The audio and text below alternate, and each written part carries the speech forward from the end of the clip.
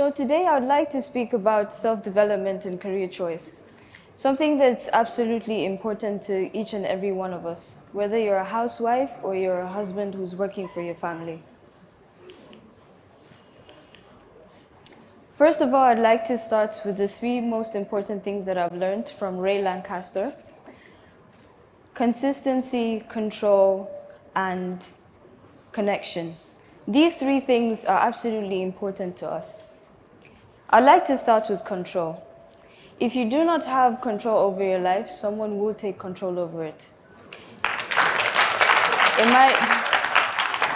It might be your parents, it might be your partner, whoever it might be.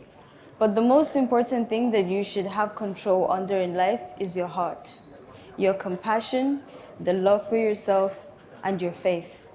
Those three things are the things that you should never lose control over. Life happens.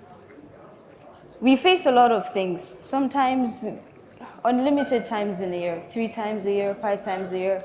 So you have a month to recuperate, to heal, and then something else happens. It's life.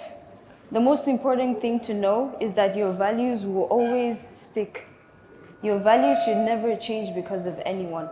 Absolutely no one has the right. No one has the key to your heart, only you. Never give it to anybody. Consistency. We as human beings, we love consistency. We would like to wake up in the morning and have a regular routine. Everyone's routine is different. For a mother, as soon as she wakes up, she takes care of the kids, or she goes to work, or this and that. Everybody has their own routine in the morning. Well, routines can be quite tricky, because if one of those things don't happen, we tend to become unstable. Is it jogging in the morning? Jogging keeps us healthy, physically and mentally. If you don't jog in the morning for the next 1 week or something, something might change in you. It's absolutely normal. Connection. You have to stay connected to your surroundings, to your environment, and to the people around you. Staying connected is absolutely important because for us, Nigerians, we know you have to stay connected to family. No matter where you go in the world, you have to call that auntie and that uncle and make sure that they're okay.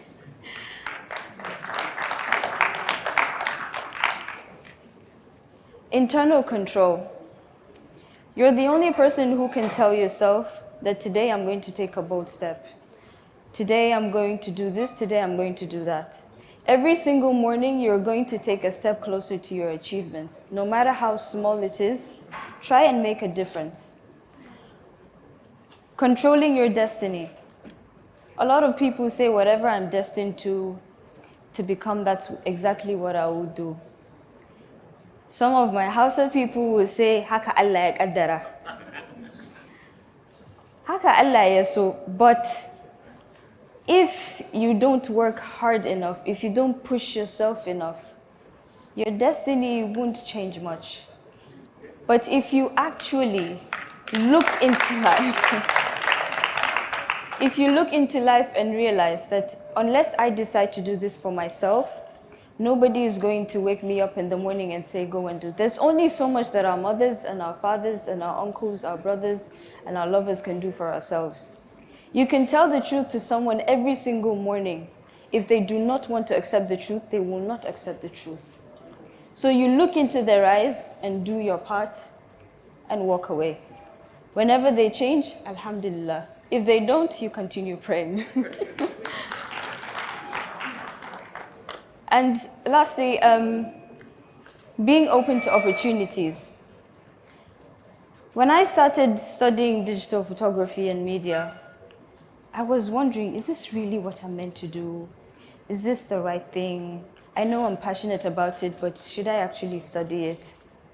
But then I realized that even if I study digital photography and media, and I don't end up being a fine arts photographer as I am today, it's still a step, and it's still an opportunity. It's an experience that I would need. It's something that I would have to go through in my life that one day I would look back and say, this actually helped me to do something. You will never face something in life and it won't teach you anything. Every single thing that we face in life is a form of a lesson. As they say, experience is the best teacher. Another quote that I made while sitting in lecture and listening to one of my tutors: my father taught me how to hunt, and my mother taught me how to love.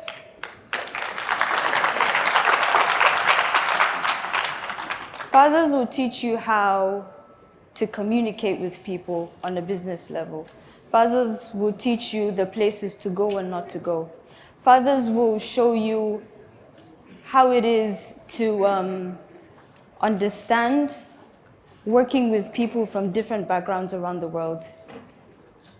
However, mothers is on a deeper level. They teach you how to love, how to take care of someone, how to know when someone needs to be taken care of, and how to take care of yourself. If you take these two things and be smart about it, you'd have the best of both worlds. Because mothers always want the best for us, and our fathers are always there making sure the mothers are there. Before my first exhibition in Abuja in 2017, I came back to school and I wasn't really happy with the result that I got at last. And I came to my mother and I said, "Mommy, I want to do this exhibition. I have this and I have that. I want to go to this market. I want to do this. I want to do that." And she kept on looking at me, telling her the things that I want to do, and I'm doing nothing about it. So she said, "Hanan, if not you, who is going to do this the way that you want it? If not here, where will you do it? And if not now, when will you do it?" And at that second, I realized that I've been wasting almost 24 hours thinking of what to do. I ran to my laptop and I started planning and calling people. And I thank my mother every single day for speaking to us with a pure heart. There's nothing more beautiful than that in life. Acceptance.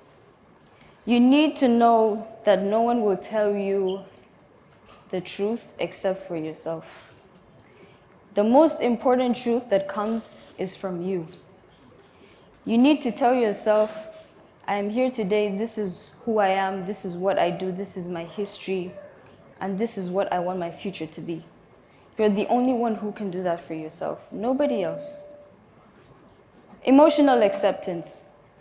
In some parts of the world, emotional acceptance is seen as a weakness. Actually, it's not. You have to accept that we are sad, that we can be happy, we can be depressed, we can be frustrated. All these emotions are emotions that you should accept and not shove by the side.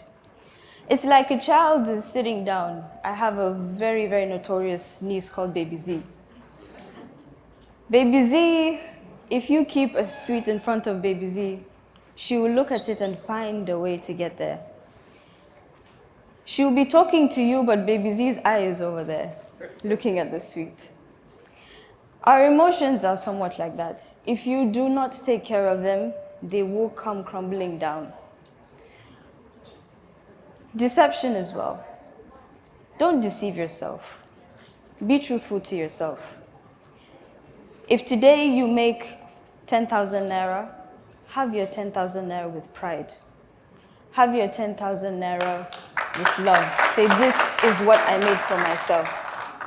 And tomorrow, if you have 1 million, whatever you have, alhamdulillah, you have that.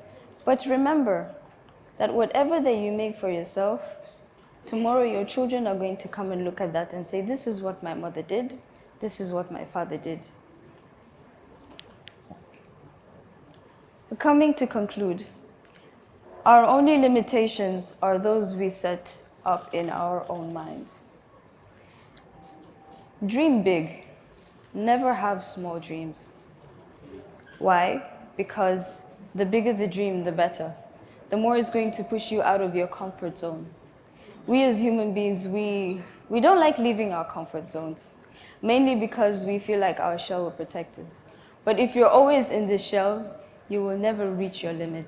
You will never know how much you have in you. You will never know your potential until the day comes when something actually happens. Something great happens to you, and you say, "Wow, I did this." Yes, you can continue doing that. And every single morning, make a small step to looking at that dream and saying, I'm going to get to that dream. There was an instance that happened to me 2 years ago. Our uncles came into the house, and as soon as I walked in to greet them, one of my uncles said, Hanan, I heard you're not studying medicine. I looked at him, I said, Uncle, with all due respect, did you study medicine? And from then he looked at me and he said, you're usually the tricky one. So I will just tell you, Alhamdulillah that you're studying, and I wish you all the best, and we separated peacefully. I would also like to tell you that whatever that you're doing, stand for it. If it has never happened before, be the first one. Why not? Why not?